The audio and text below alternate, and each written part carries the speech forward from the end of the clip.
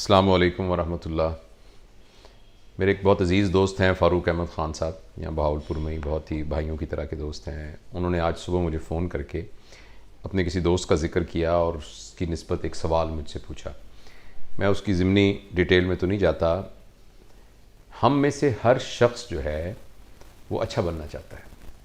اور یہ بڑی ایک فطری خواہش ہے ہر ایک کی، اور ایک کو ایسا بننا بھی چاہیے۔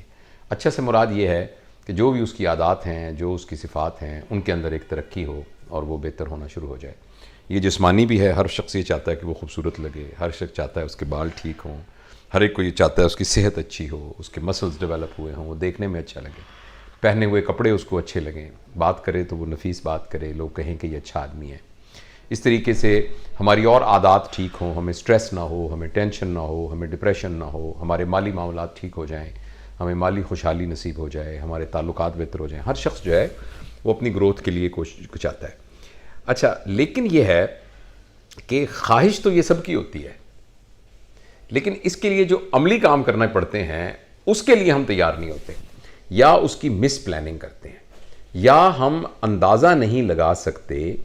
کہ جو کچھ میں کر رہا ہوں وہ ٹھیک ہے کہ نہیں ہے۔ تو میں ان کا سوال بتائے بغیر یہ صرف کامنٹ کرنا چاہتا ہوں کہ اگر ہم یہ دیکھنا چاہیں کہ میں ٹھیک ہوں کہ نہیں، میں ایک اچھا آدمی ہوں کہ نہیں، میں ایک معاشرے کے لیے ایک ایکسیپٹیبل اور قابل محبت شخص ہوں کہ نہیں، تو اس کے لیے میں آپ کو ایک پیمانہ، ایک یارڈ سٹک بتا دیتا ہوں۔ آپ نے اگر دیکھنا ہے نا کہ مجھے انیمیا تو نہیں ہے، خون کی کمی تو نہیں ہے، تو آپ بلڈ سے ہیموگلوبن چیک کرتے ہیں۔ آپ یہ دیکھنا چاہتے ہیں مجھے یرقان تو نہیں ہے، تو آپ جگر کے ٹیسٹ کرواتے ہیں۔ اسی طریقے سے اگر ہم یہ دیکھنا چاہتے ہیں کہ میں معاشرے میں ایک اچھا انسان ہوں کہ نہیں ہوں، تو اس کی یارڈ سٹک صرف یہ ہے کہ جس شخص کے بارے میں اس کے اسپاؤس کی یہ رائے ہے کہ یہ بندہ بہت اچھا ہے، بہت با اخلاق ہے، یہ ایک سرٹیفیکیشن ہے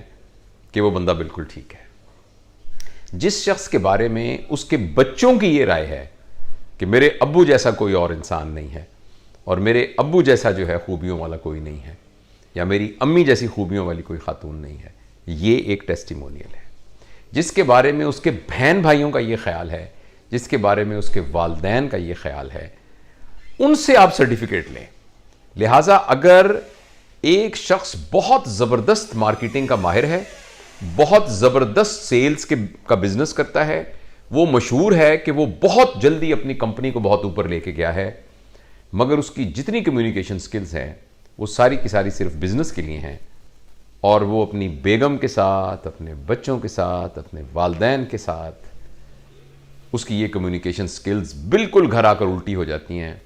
اور وہ پوری دنیا کے اندر ایک بہت ہی سافٹ سپوکن شخص اگر گھر میں آ کر ایک بہت ہی بد مزاج اور بہت ہی اکھڑی ہوئی باتیں کرنے والا شخص بن جاتا ہے، تو یہ اس بات کا ٹیسٹیمونیل ہے، اس بات کی سند ہے، اور اس بات کا پیمانہ ہے کہ کہیں نہ کہیں کوئی گڑبڑ ہے۔ تو لہٰذا آپ کا اسپاؤس، یعنی آپ کی بیوی یا آپ کے خامد، آپ کے بچے اور آپ کے والدین،